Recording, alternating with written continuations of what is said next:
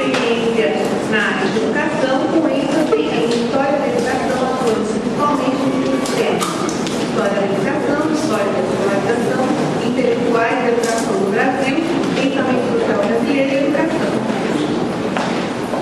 O professor Carlos Monarca, bacharel em Ciências Sociais pela Faculdade de Filosofia, Letras e Ciências Humanas da Universidade de São Paulo, possui também licenciatura em Ciências Sociais pela Faculdade de Educação da Universidade de São Paulo, mestrado em Educação, História da Sociedade pela PUC de São Paulo e doutorado em Educação, História da Vida e Sociedade também pela PUC de São Paulo.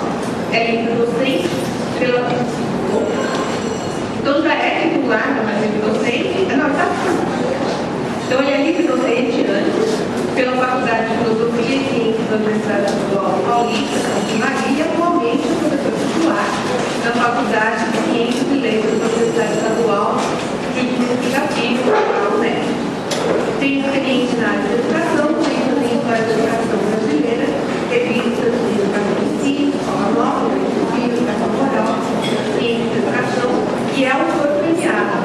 Recebeu o prêmio Filho, concedido pela Academia Brasileira de Educação, em 1999, e o prêmio Jabuti, concedido pela Câmara Brasileira do Livro, na categoria Educação Funcionária e Psicologia 2010. Eu sou Paulo, sou atleta de brinco e estou hoje aqui como coordenadora dessa mesa, sou professora da UNED, professora docente.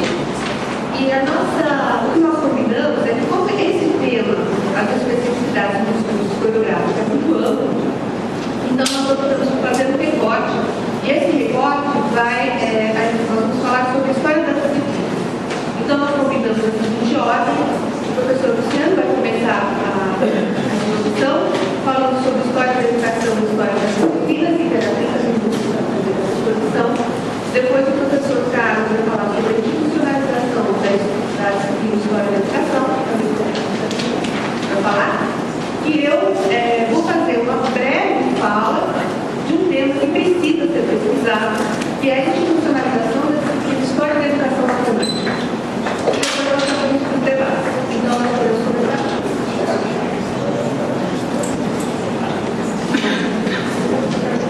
Boa tarde para todos, para todas. É um prazer muito grande estar aqui. Queria agradecer muito ao CENTE pelo convite, Maria Paula, colega da Bahia contigo. É um prazer estar aqui também com o Carlos. Nós temos encontrado há alguns anos já. Eu sou assíduo leitor das coisas dele, mas acho que é a primeira vez que a gente praticou em mesa. Para ter revê-los, certamente será um momento de aprender muito contigo, como sempre. Eu queria inicialmente estabelecer de onde eu falo, pelo menos de onde eu penso estar falando. Duas circunstâncias, eu acho que específicas. Uma delas é que depois de vários anos pesquisando sobre história da escolarização e história das culturas escolares, das práticas escolares, nos últimos anos eu tenho me dedicado mais especificamente a discutir a questão da educação no pensamento social brasileiro, trabalhando particularmente com a história dos intelectuais. Tem nos interessado ver qual que é o lugar da educação nos projetos de Brasil, sobretudo a partir da independência, afinal, como vem se constituindo o lugar da educação.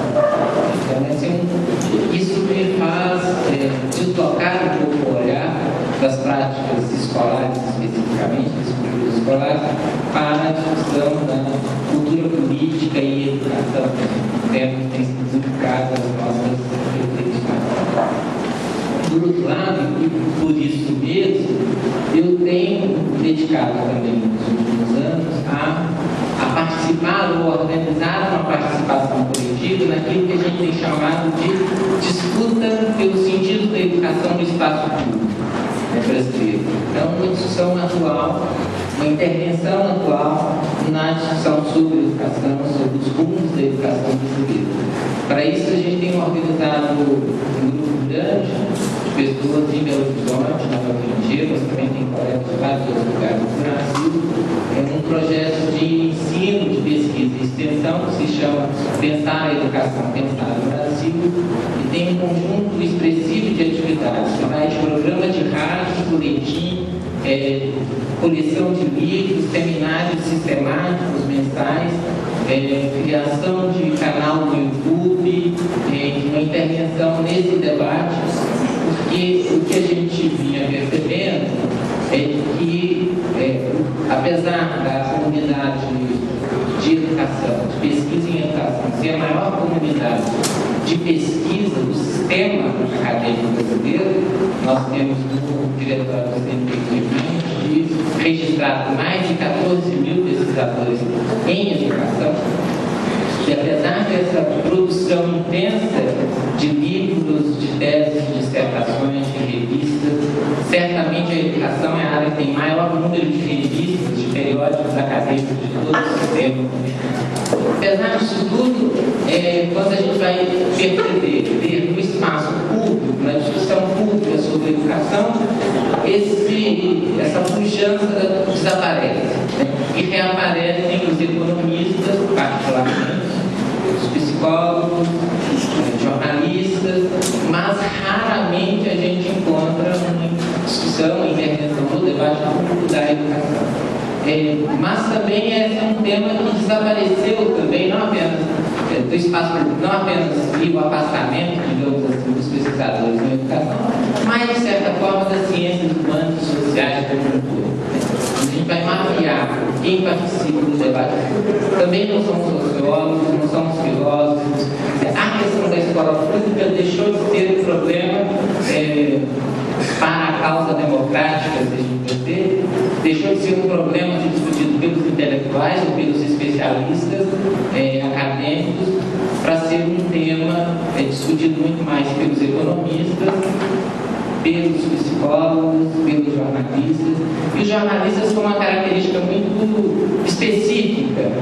São jornalistas que, de um modo geral, cobrem educação. São jovens moças, 23, 24 anos, recém-formadas no curso de jornalismo, que, via de regra, jamais pisaram na escola pública. A representação que eles têm da escola pública é aquela que eles aprenderam como estudantes das escolas particulares, e tendem a repetir muito essa representação. E quando eles ficam mais maduras, elas são sobretudo mulheres, quando elas começam a ficar mais seguras do objeto da discussão, elas são afastadas da discussão sobre educação, porque dentro também das redações, educação não é um tema com grande prestígio. Diante disso, o que a gente tem feito, então, é tentado organizar uma participação mais organizada, perfeita. Mas essa é a ideia, de ter uma intervenção coletiva nesse espaço, com vários... Então, um pouco, isso tem me chamado a atenção, e a minha fala tem muito a ver também com isso, pensando a pesquisa em história da educação.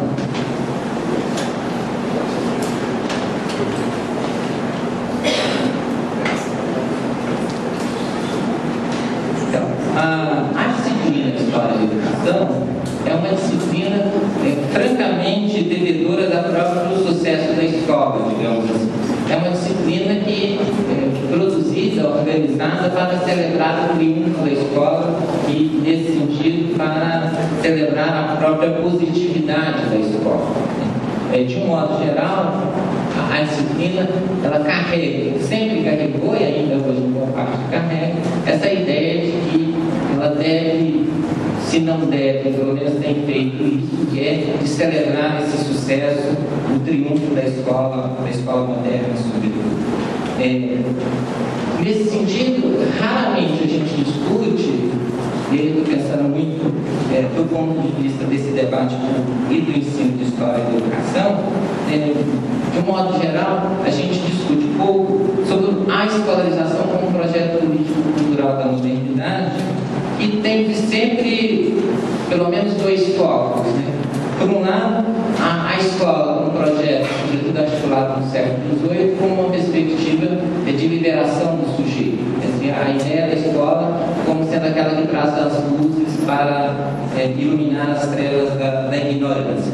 E esse é um projeto fundamental para a história da educação. A história da educação é uma disciplina que participou muito para produzir essa ideia. Mas, por outro lado, e essa é uma dimensão importante, a escola também é um projeto de contenção do sujeito.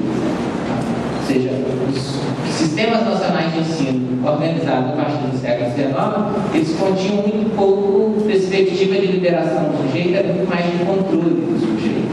Ou seja, se a gente pensar a importância dos processos de escolarização articulados no século XIX, praticamente no mundo ocidental inteiro, eles eram uma forma fundamental de combate, por exemplo, dos fantasmas da Revolução. Ou seja, a ideia de que se tinha que era preciso evitar a Revolução, ou pelo menos evitar os movimentos revolucionários, os movimentos mesmo de reivindicação, e para isso era fundamental educar o sujeito. Então, lá onde muitas vezes a gente vê o discurso sobre a importância da escola, um discurso que a gente ouvia muito e ainda hoje se ouve, sobretudo nos movimentos sociais, algumas vezes no movimento sindical, inclusive de professores, que muitas vezes os governos não dão escola porque temem o poder da escola. Na verdade, a história da escola é uma história muito mais relacionada à organização de aparatos de disciplina e de contenção do sujeito do que propriamente liberação. Olha, uma dimensão importante da história da escola, que a disciplina também participa, é uma eterna história da crise da escola. Ou seja, a importância, a ideia de crise da escola é fundamental e, de certa forma, é quase que fundante da própria disciplina. A ideia de crise da escola tem pelo menos dois grandes aspectos. É a disfuncionalidade da escola, e a escola já nasce, e eu estou pensando desde o início, no Brasil, desde o início do século XIX, há uma clara consciência de que a escola é disfuncional, não funciona direito. E já no início do século XIX, há um conjunto expressivo de propostas de reforma da escola. Sobretudo reformas que buscam, por exemplo, reformar o currículo, reformar o professor, fundamentalmente, reformar espaços, programas. Então, essa ideia é fundamental, ou seja, a escola é disfuncional e é possível e necessário reformá-la. Por outro lado, tem uma outra dimensão também que acompanha a história da escola, que é a ideia de que a escola ela não é contemporânea do seu tempo. Ou seja, a escola ensina o mundo que já foi. Portanto, a ideia de que é preciso também reformar a escola para que ela seja contemporânea do seu tempo. É preciso que a escola incorpore, por exemplo, os conhecimentos, vamos dizer, up-to-date, ou seja, conhecimento do seu tempo, aquilo que está sendo discutido nesse momento e é fundamental. Nesse sentido, a reforma da escola atua fundamentalmente com um certo repertório esse que é atualizado continuamente pela própria disciplina de História da Educação. Ou seja, sempre se pensa a escola, sempre se pensa a crise, e a reforma é algo que aparece como uma constante, né? uma longa continuidade. Inclusive, vários colegas se dedicam à história das reformas escolares. Mas a ideia aqui é que a escola é uma instituição fundamental, importante, que deve ser mantida, mesmo que reformada. Então, o que a gente observa ao longo dos últimos 2 séculos, no Brasil, é um longo processo que vai de questionamento da escola, da importância da escola, por exemplo, no final do século XVIII, no século XIX, a questão se a escola é uma instituição importante ou não, há plena escolarização no final do século XX. Ou seja, durante os últimos 2 séculos, nós temos, de certa forma, um processo avassalador, se a gente pudesse dizer, de expansão da escola. É claro que é um processo muito mais lento se comparado com a parte dos países europeus ou mesmo da América Latina. Mas, se pensarmos nesses últimos 2 séculos, é claro o triunfo da escola. Então, por outro lado, justamente no momento em que, no final do século XX, nós chegamos, eu vou chamar aqui de plena escolarização, claro que esse pleno de escolarização com várias, pode se colocar máximo, mas a partir de 2016, a escolarização no Brasil é obrigatória à frequência dos 4 aos 17 anos, então mostra um pouco essa importância que a escola adquiriu, mas justamente nesse momento que chega essa plena escolarização para sujeitos que quase sempre estiveram fora dela, há um questionamento importante à própria escola. Então, o que a gente observa no final do século XX é que há um grupo que tende a ter poder político no Brasil e no mundo, que questiona a própria importância da escola, a própria existência da escola. Não se trata mais, para os grupos, por exemplo, que advogam a escolarização doméstica, que não se trata mais de uma reforma da escola.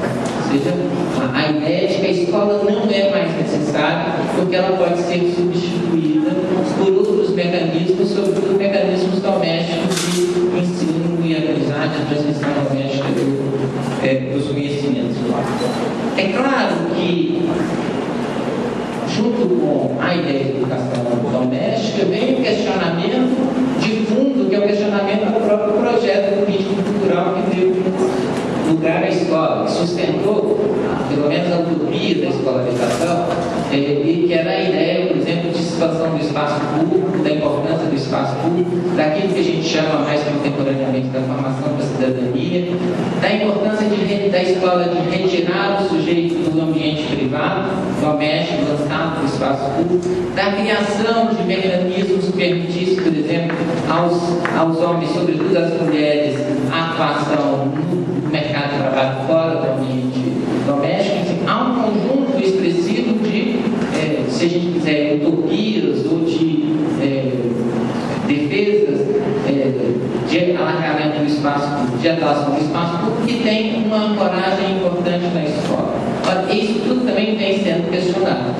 Algo que é importante, por exemplo, em boa parte dos defensores, não em todos, mas em boa parte dos defensores da escolarização doméstica ou da educação doméstica dos filhos, é que raramente são os homens que são convocados a trabalhar com os filhos em casa. De um modo geral, a convocatória é dirigida às mulheres. Raramente a gente vê, por exemplo, nas imagens que abundam na imprensa sobre educação doméstica, raramente são os homens que estão lá. Geralmente são as mulheres que estão convocadas a participar desse ambiente. Com todas as consequências que isso tem, não apenas para as relações de gênero, mas também para a relação com o próprio conhecimento. Então, nesse momento em que se discute, se coloca em questão a instituição, em que, de certa forma, sustenta a própria ideia da história da educação, e aqui é importante dizer, a história da educação, obviamente, pode ser, e em alguns casos tem sido uma história da educação fora do ambiente escolar, mas não há dúvida que boa parte da nossa produção, em algumas vezes, em alguns períodos, quase a totalidade da produção da história da educação se volta para essa educação tornar no espaço da escola. Ora, é coisa interessante que, ao mesmo tempo que aquela instituição sustenta, de certa forma, as interpretações da história da educação, e para a qual a história da educação também é convocada a celebrar o triunfo, o momento que essa instituição está em questão é também o momento em que a área, por sucessivos olhares se volta para ela mesma, mostra ou tem afirmado a pujança da própria disciplina, a importância da própria disciplina. Nos últimos anos, se a gente pegar entre 2000 e 2010, foram realizados só no campo da história brasileira quase que 50 balanços mais diversos sobre a produção do conhecimento. E esses balanços são quase sempre unânimes em afirmar a questão do sucesso acadêmico da disciplina. É uma disciplina com enorme sucesso. Então, há uma espécie de celebração, de autocelebração dos próprios pesquisadores. E essa celebração, de certa forma, tem a ver com razões quantitativas importantes qualitativas e quantitativas do otimismo. por exemplo, dentro da área de educação, que está dizendo, é uma das maiores áreas de pesquisa, a história da educação é uma das que mais consegue financiamento, por exemplo, para pesquisa. Em termos disciplinares, é talvez a disciplina que mais tem pesquisador do CNPq, em termos de curso de produtividade de pesquisa. É uma disciplina que está em quase todos os programas da área. É uma disciplina que conta com um número muito expressivo de eventos, de revistas. Eu acho que é a disciplina disciplinar, por exemplo, que tem um maior número de revistas. Nós temos 4 revistas que funcionam regularmente, todas elas muito bem qualificadas. Tem eventos regionais, nacionais, latino-americanos, mundiais. Então, há essa pujança muito grande da disciplina. E então ela adquire uma importância grande, inclusive nos rumos políticos na área de educação. A gente for perceber, anteontem saiu um novo coordenador da área de educação na CAP, com o álbum dela da USP. Mas eu acho que os 4 que haviam sido indicados para coordenar a área, 2 eram reconhecidamente pesquisadores da história da educação. No CNPq tem a coordenação atual da área da história da educação, mostrando a importância dessa articulação política da própria área.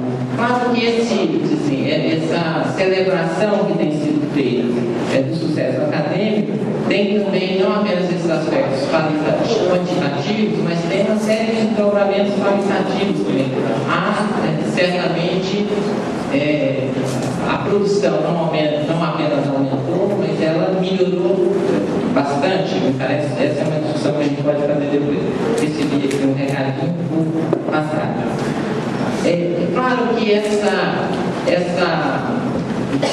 a disciplina nos últimos anos se reorganizou, nas últimas 3 ou 4 décadas se reorganizou, tomando de empréstimo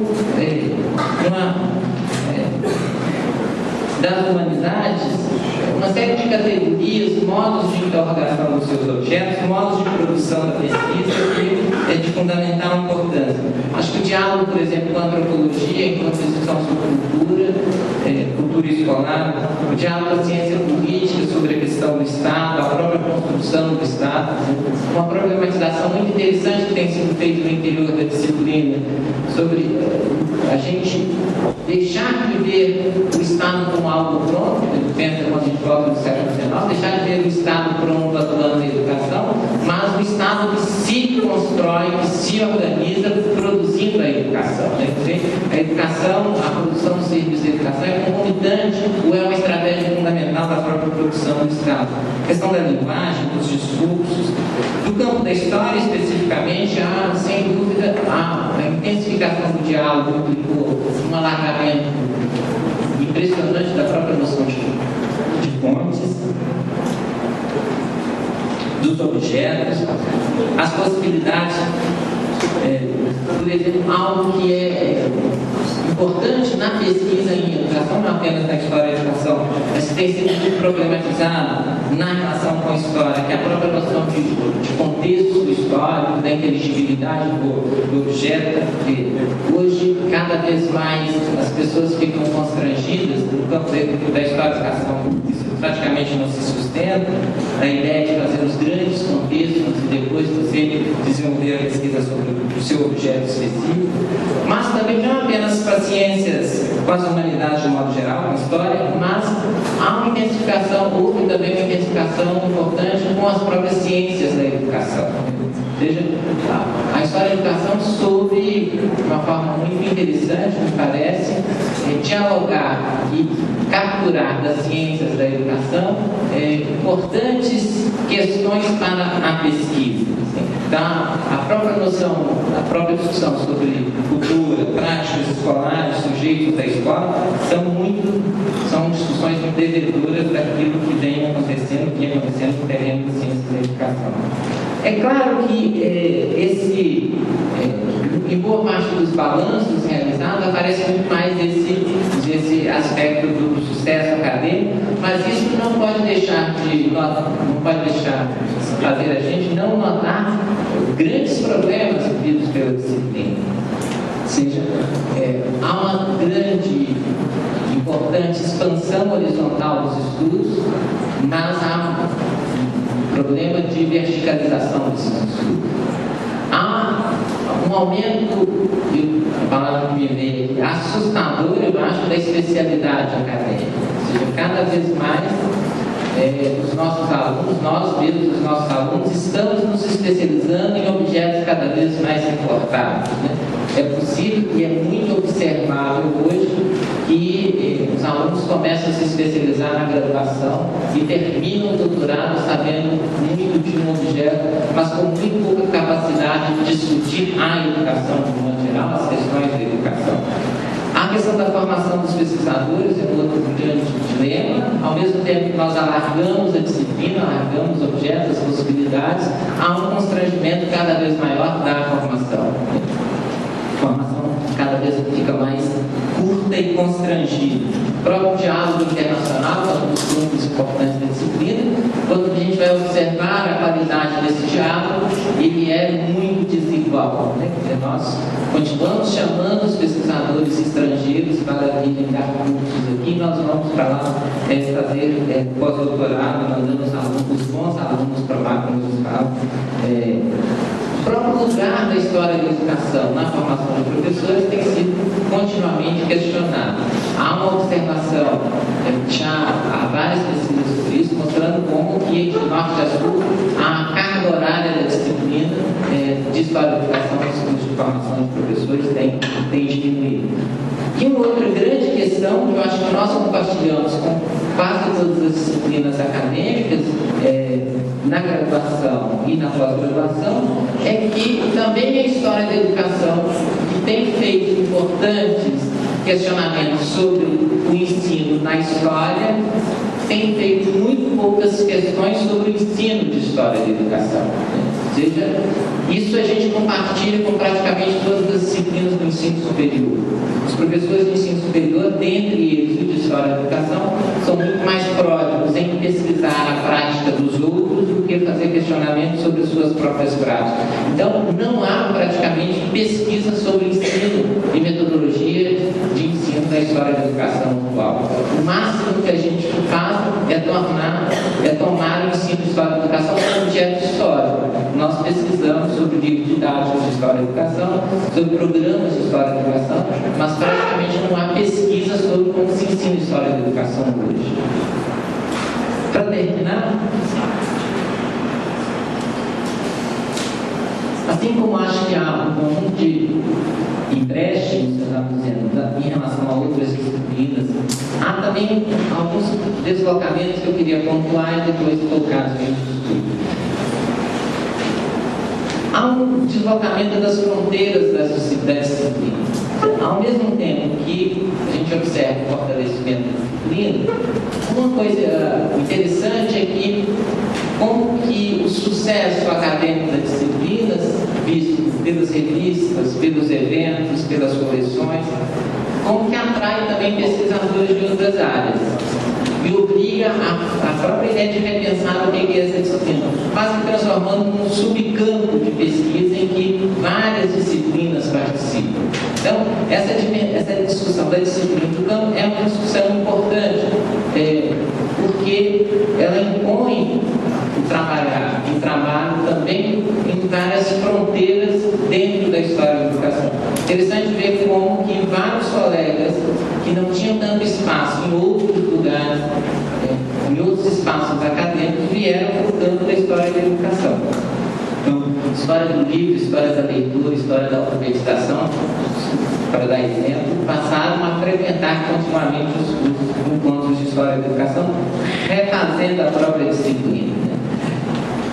A questão é que essa é uma disciplina foi organizada historicamente muito voltada para o ensino. O seu deslocamento para o campo da pesquisa não se fez também sem perdas e sem problemas.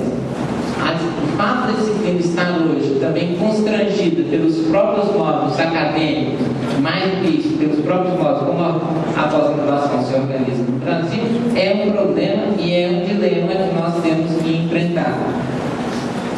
Uma outra questão que tem sido muito posta na disciplina é a ideia que não basta e não é suficiente que a gente faça as pesquisas.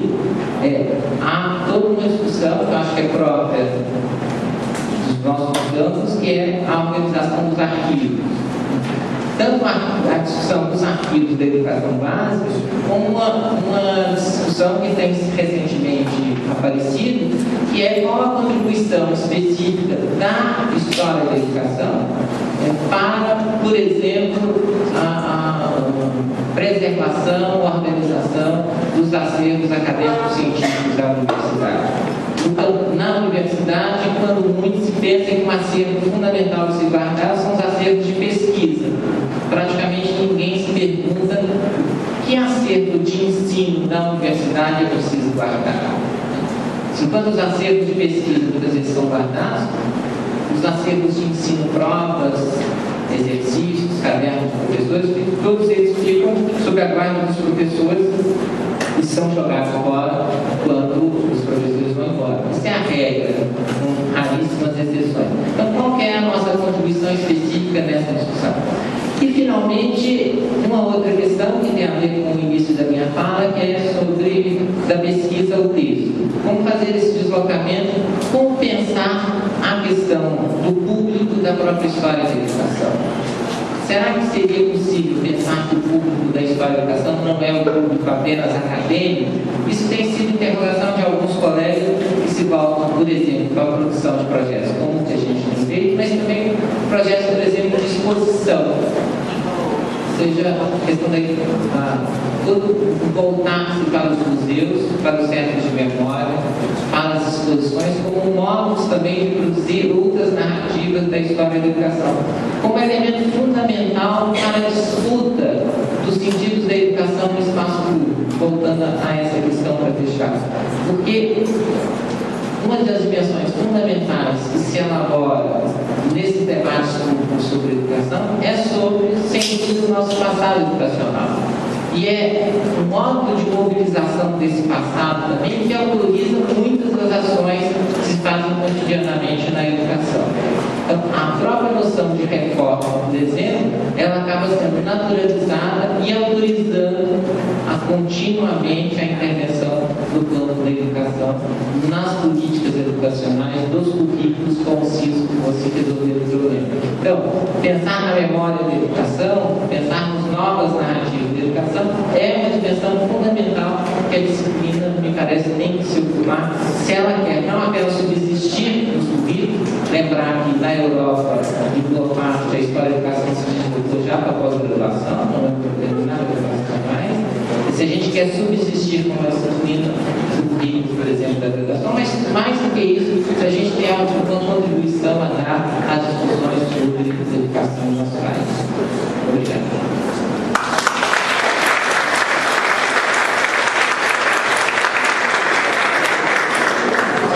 Obrigada, professor. Deixa eu falar mais um pouco da palavra do professor.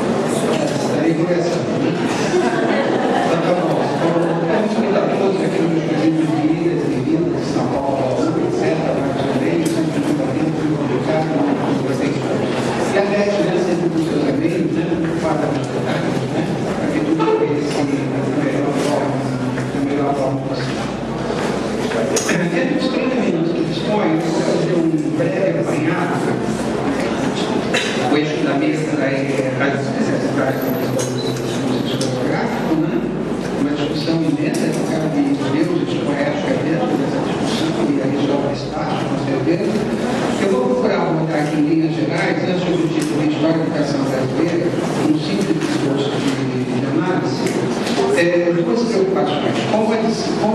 história da educação, no primeiro momento, é constituída e institucionalizada como disciplina, ou melhor, segundo a terminologia de época, como matéria de ensino dos cursos de formação de professores primários e professores secundários, a partir de 1950.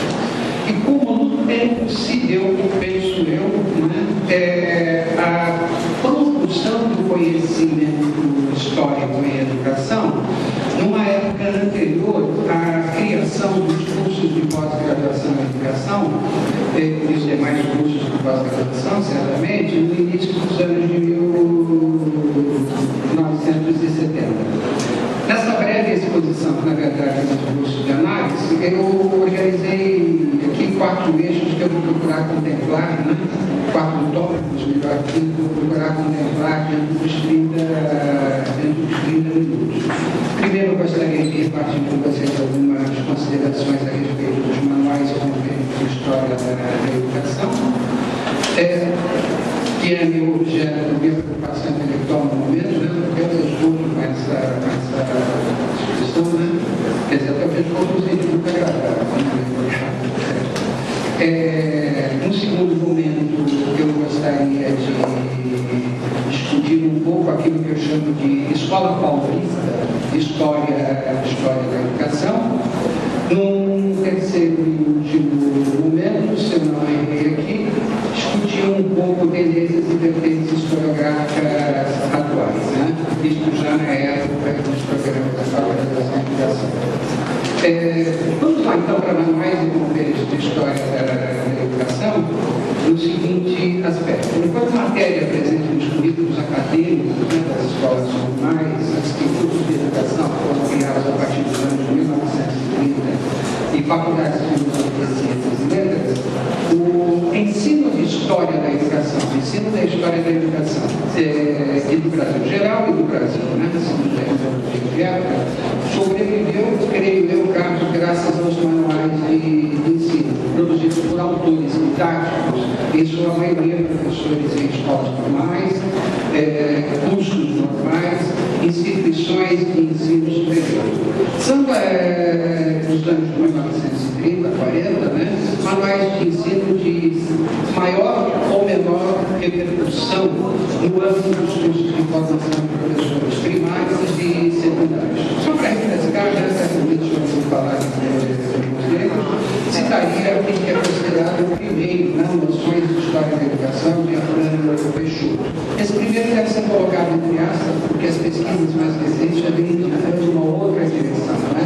Antes de 1930, nós já temos aqui, por exemplo, em São Carlos, cidade próxima aqui à nossa região, a Escola Secundária Nacional de São Paulo, em 1914, René Barreto produzindo uma história da pedagogia, não da educação, para ser servido subsídio aos seus alunos do curso normal. Noções de história da educação de Peixoto, então, é considerado o primeiro, né, o início dessa larga produção editorial chamada Manuais de Ensino.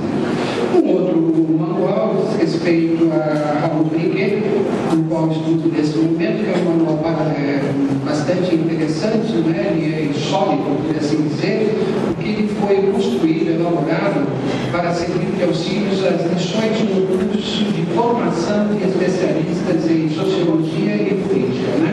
Raul Briquet, entre outros, era professor na Escola Livre de Sociologia e Política do Estado de São Paulo, instituição criada em 1933, e o seu História da Educação, a Evolução do Pensamento Educacional, estava dentro desse curso de formação de sociólogos e politólogos. Um outro manual que é bastante referenciado é a Pequena História da Educação, das Madres Francisca Petras e Maria Augusta Uma, duas religiosas que desenvolvem, né, elaboram um manual, uma perspectiva espiritualista para as escolas normais livres, quase todas elas convencionais, a maioria, e do estado de São Paulo. E por fim, um que é muito debatido ainda nos dias de hoje, que é de um autor bastante interessante, né? Católico e integralista dos anos 1930, que é o Waldo Miranda Santos. Grosso modo, esses são os manuais mais estudados no momento,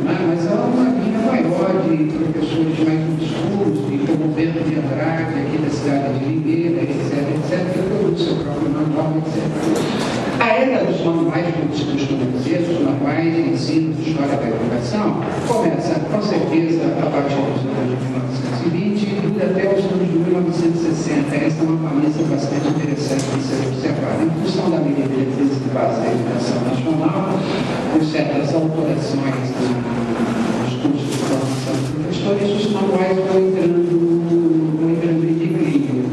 Parece-me que o último deles é o História, Noções de História da Educação e Filosofia e Natação, publicado na 12ª edição em 1966.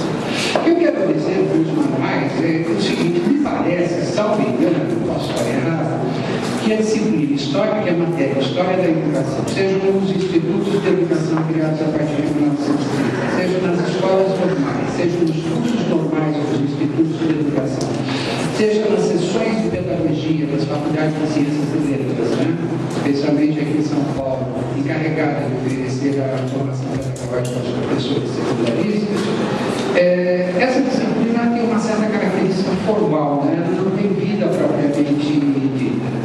De certa maneira, esses manuais emulam, copiam modelos consagrados produzidos por autores norte-americanos ou autores europeus.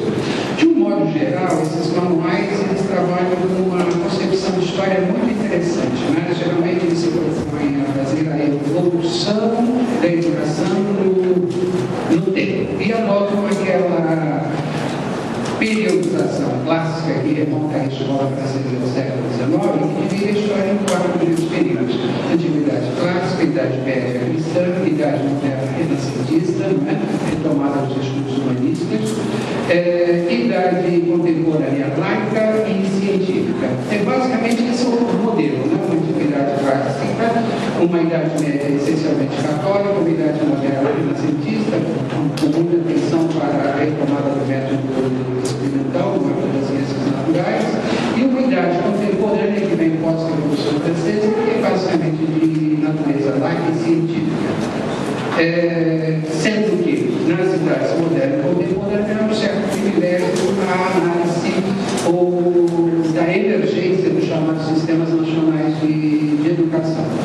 Este é o primeiro feitio, né, desses manuais.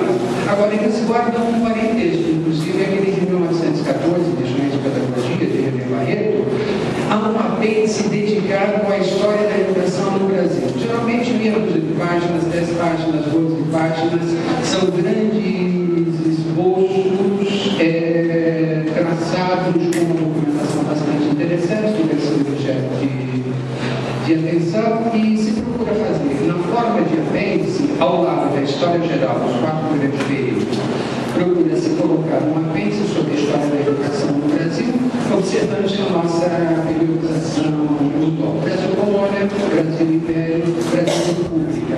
Sendo que, no caso dos manuais publicados a partir de 1930, há uma certa ênfase na era getuliana, entendendo-se que o período de 30 a 1945 teria concretizado aquilo que não foi concretizado no passado colonial, imperial e início da República, ou seja, a organização da educação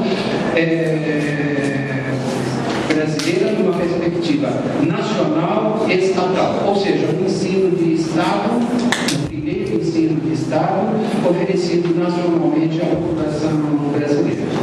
Em outras palavras, então, já na parte destinada a historiar a evolução geral da educação, os autores didáticos mais inversos apegam-se, por assim dizer, a um calendário de grandes homens. Esse calendário vai colocando em cena nos diferentes capítulos, que são quadros históricos sociais muito bem organizados, por vezes, com uma estrutura livre e clara. Esses quadros sociais vão colocando paulatinamente o leitor em contato com os cursos normativos dos chamados antepassados da pedagogia. Né? Todos eles contribuem. Quem são esses antepassados da pedagogia? Por ordem, eu vou chatear aqui um pouquinho com vocês, mas vou ler alguns desses antepassados. Né? Sócrates, Platão, Aristóteles, Plutarco, Cícero, Quintiliano, São Tomás de Aquino, Bacon, Erasmo, Vitorino de Franco, Lutero, Melanchthon, Loyola, La Salle, Rabelais, Hartley, Comênio, até chegar no legado contemporâneo, onde pontifica Rousseau. que já não é mais um antepassado da pedagogia, é o pai da pedagogia moderna, né? O herói civilizador, o herói fundador. Depois denunçou e referiu, na época moderna, Freire, Pestalozzi, Reis, Bartolomeu, Gassenstein e por aí afora. Nesses manuais, então, isso é importante entender, a história da educação e sua evolução aparece como uma forma de educação, né? Foi observado anteriormente, não só que percebeu. Ou seja, os manuais de história da educação, ao levar os seus leitores, os simples leitores, em contato com esse calendário de homem, aparece como uma forma de educar. Ora, estudos históricos, então, entre as décadas de 1930 e 1950, né? Na periodização política, né? Passagem da Vargas, Estado Nacional e Desenvolvimentismo. Né? Hoje é possível verificar, creio eu, Carlos, né? Que entre os anos de 1930 e 1950 presenciou-se um esforço relativamente denso e concentrado que visava conferir certa visibilidade e sentido à trajetória da educação brasileira na colônia, no Império e na República. Grosso modo, a prática de interpretar e reinterpretar o passado, visando conferir o sentido da formação social brasileira, consenso intensificou-se na década de 1930. É dessa época, então, a institucionalização em nível superior. Era Vargas também é conhecido como era das universidades, né? As grandes universidades nesse momento, né? Guardadas as proporções. Nesta era que se instala a partir de 1930, aprofundou-se a institucionalização dos chamados estudos brasileiros, tecnologia de época, e ou estudos sociais, também segundo terminologia de época. Lembremos, né, de três grandes títulos, né, que a todo momento são citados. Aí para o Júnior, com formação econômica do Brasil, no início da década de 30. Sérgio Buarque de Holanda, Raízes do Brasil, início da década de 1930. E esse polêmico, mais fascinante, Casagrande Senzalas e Gilberto Freire. Ou seja, nos domínios universitários e organismos estatais recém-criados, iniciava-se um fenômeno politicamente chamado de fase científica ou era universitária das ciências humanas e sociais. No Brasil, conforme formulações célebres, né,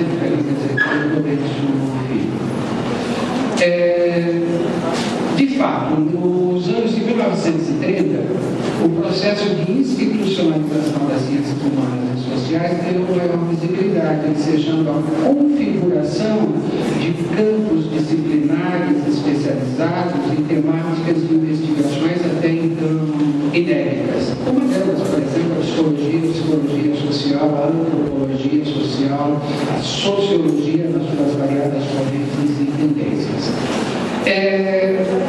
Digo eu, né, sabemos que o interesse renovado pelos estudos brasileiros ou estudos sociais ocorreu no contexto de unificação política e cultural encadeado pela Revolução de 1930 e articuladamente a projetos de construção do Estado-nação.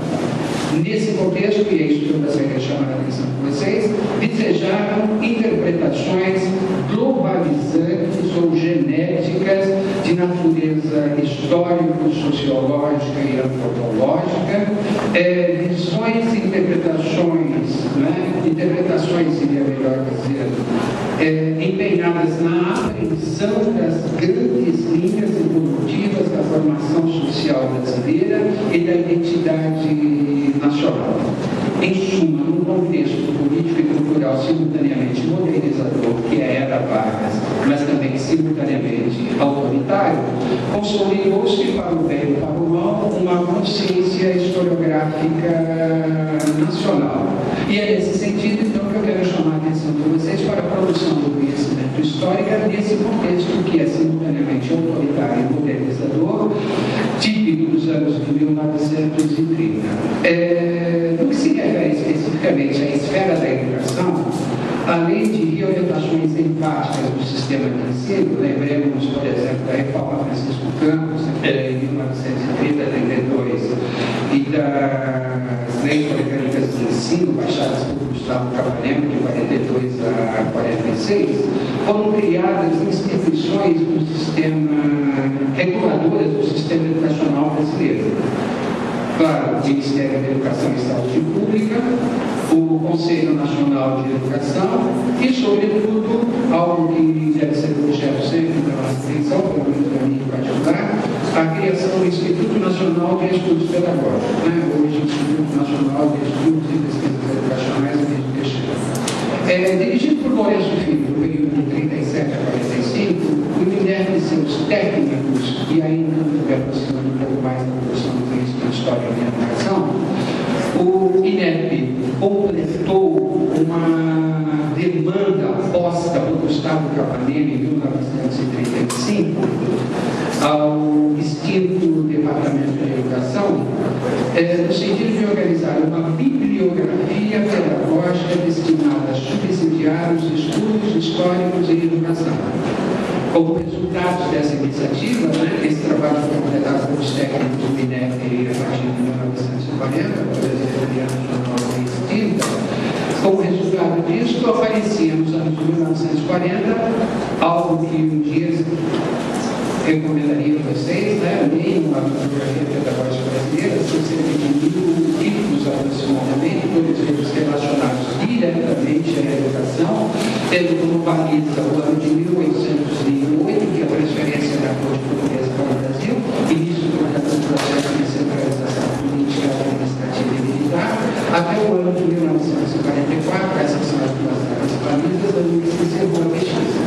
Então aparecia a bibliografia pedagógica brasileira dentro desse projeto do Gustavo Capanema, ou seja, fixar um conjunto de títulos bibliográficos, ele não fala nem em fontes nem em documentos, fala de uma bibliografia especializada a fim de subsidiar os estudos históricos em educação.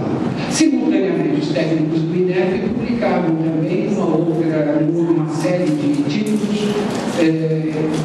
uma série intitulada Subsídios para a História da Educação, para a História da Educação Brasileira. Isto não é aleatório, dá o que pensar. Penso eu que tanto a bibliografia pedagógica brasileira quanto os subsídios para a História da Educação Brasileira já vão se inserindo dentro de uma ótica muito interessante que um dia talvez possamos compreender mais e melhor. Ou seja, a produção do conhecimento histórico em educação, um melhor entendimento da história da educação, das suas origens na colônia, no reino, no império e na república, mas uma história, estudos históricos que deveriam servir para além da própria história da educação, talvez na elaboração de políticas educacionais. Então, o momento em que o Estado está procurando intervir de forma firme e clara na organização e reorganização do aparelho escolar, como se dizia, como linguagem de ano. Então, nasce como uma função. Se do lado dos manuais nós temos uma finalidade, temos uma espécie de axiologia embutida nos manuais, qual seja, a história da educação, na vertente dos manuais, é uma forma de educar, mas é uma forma de educar, sobretudo, para valores axiológicos. Verdade, justiça, ética e moral. É quase uma visão filosófica, do que deveria ser a educação. Nesse projeto do INEP, despertado por Gustavo Capanema, a partir de 35, completado em 44, já há um incentivo no sentido de se produzir um conhecimento histórico da educação, penso eu, claro, sem levar a liberdade de interpretar, no sentido de subsidiar a elaboração de políticas públicas para o setor. É dessa época, então, que eram finalizados e publicados os inúmeros livros de autoria de Primitivo Moacir, A Instrução são 7 volumes, a Instrução e o Império, a Instrução e as Províncias, a Instrução Pública do Estado de São Paulo, a Instrução e a República. Hoje são obras raras, no valor de R$1.000, no mercado paralelo, mas a Universidade Federal do Rio de Janeiro, uma boa iniciativa, publicou versões digitais na sua plataforma chamada Brasileira Digital. É dessa época, então, o conjunto da obra polêmica, um dia talvez possamos discutir com mais tempo, que é a polêmica, a obra de Primitivo Moacir. Mas é também, nessa época, o aparecimento de um livro que hoje é clássico, né, e objeto de diversos debates, especialmente na nossa área de educação. A Cultura Brasileira, de Fernando de Azevedo, obra volumosa em 3 partes, né, que na origem foi o texto de abertura do primeiro censo demográfico e econômico realizado pelo IBGE em 1940. Tal como o Primitivo Moacir, o projeto de Fernando de Azevedo é o mesmo, né? Retomar ao passado, né? E detectar as linhas de evolução da formação social brasileira e, no interior dessa formação social brasileira, as linhas que determinaram a evolução do passado em direção ao presente, não é? Tanto a cultura quanto a educação. Lembremos que a terceira parte de A Cultura Brasileira, intitulada Transmissão da Cultura, foi publicada a partir de 1944-45, de forma autônoma, e se transformou numa espécie de manual de ensino muito utilizado, não sei nos demais estados, mas muito utilizado no estado de São Paulo, especialmente na seção de Pedagogia e na Faculdade de Filosofia, Ciências e Letras da Universidade de São Paulo e, posteriormente, nos cursos de formação normal. Na verdade, a transmissão da cultura, a terceira parte da cultura brasileira, tornou-se bibliografia de referência, né? Nas faculdades de filosofia, nas sessões acadêmicas ensinadas à formação de professores primários e secundários.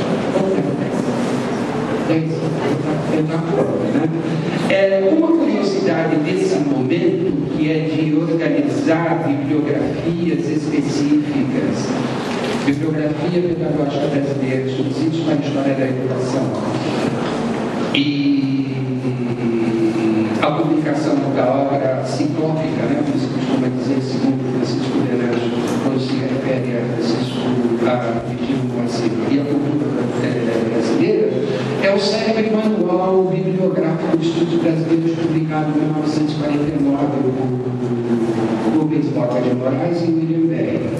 O manual contém balanços introdutórios sobre arte, direito, etnologia, filologia, folclore, geografia, história do Brasil, literatura, música, sociologia, teatro e educação.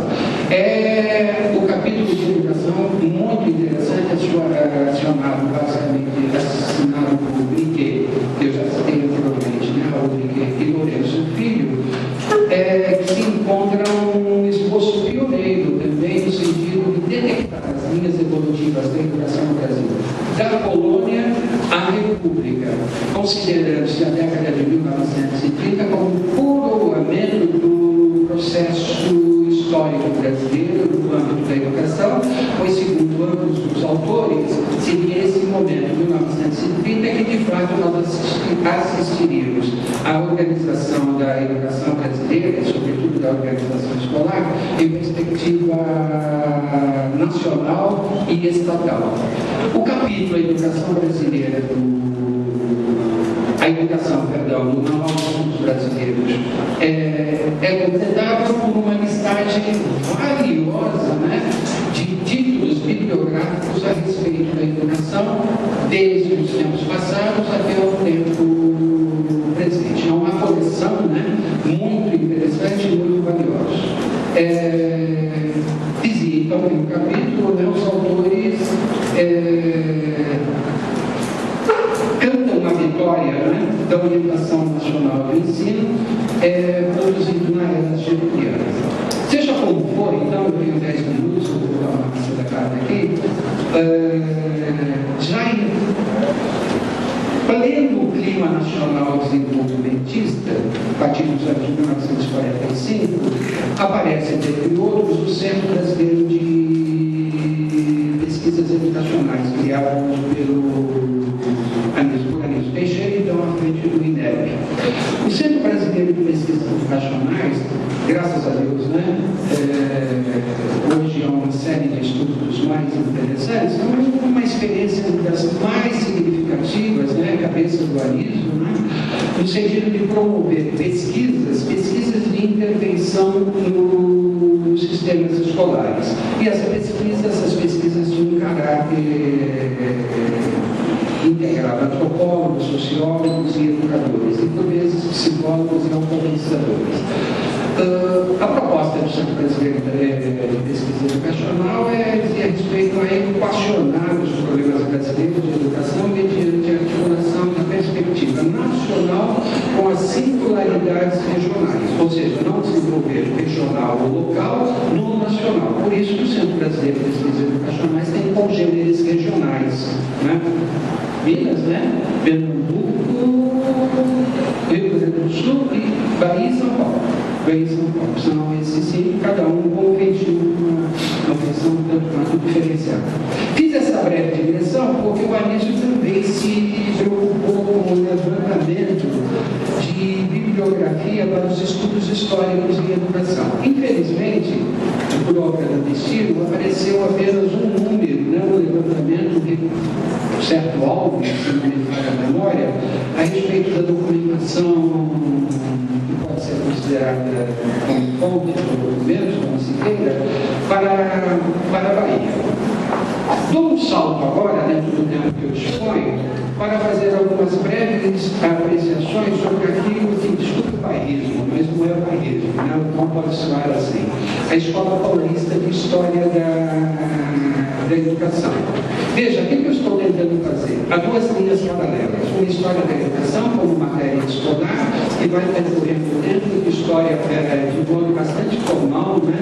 Nos cursos de formação de professores primários e secundários, e a cronologia me leva aí a 1930, a meados dos anos de 1960.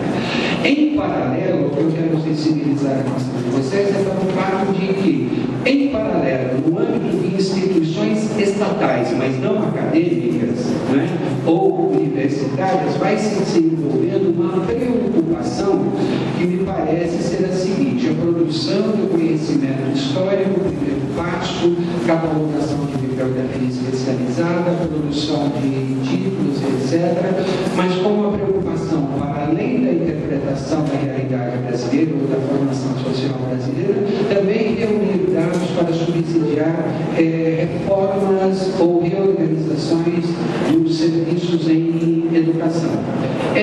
Nesse momento, então, que eu gostaria de trazer à baila, por exemplo, a singularidade daquilo que eu considero ser a Escola Paulista, entre aspas, a história da educação, né? Além de Fernando de Azevedo, que é mais uma pegada sociológica, né, na educação, e menos histórica e historiográfica, eu gostaria de chamar a atenção de vocês para o fato de que, a partir dos anos de 1950 e 60, há uma grande discussão do plano de fundo do cenário nacional, né, que diz respeito à aprovação de lei de diretrizes básicas da educação, que vai ser aprovada lá por volta de 1960, é isso? E os debates, as idas e vindas, o projeto, a aprovação do projeto, o substitutivo do Carlos Lacerda, e paralelamente aos debates no âmbito do Parlamento Brasileiro, a campanha de defesa da escola pública, que vai culminar no célebre manifesto, mais uma vez convocado, de 1959. É nesse quadro de idas e vindas, né, no Parlamento, no que diz respeito à aprovação da lei do projeto de lei de diretrizes básicas da educação e, articuladamente, o manifesto dos educadores, mais uma vez convocados, redigido por Fernando de Azevedo e com assinatura de mais de 150 intelectuais expressivos, é que essa Escola Paulista de História da Educação vai se desenvolver, né?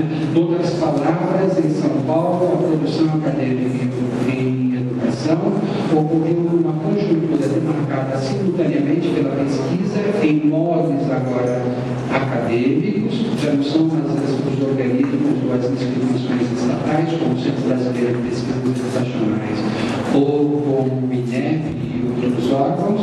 Em São Paulo, a produção acadêmica em educação ocorreu numa conjuntura demarcada simultaneamente pela pesquisa em modos acadêmicos, rigorosos, articuladamente em debates sobre as leis e diretrizes básicas. Né? Onde é que essa produção acadêmica está localizada?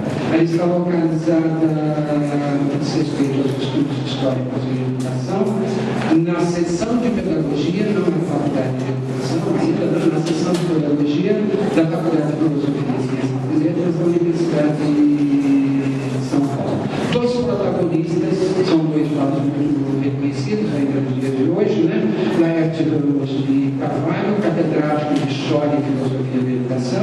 e Rock Spencer Maciel de Barros, livre docente na cadeira de História e Filosofia da Educação.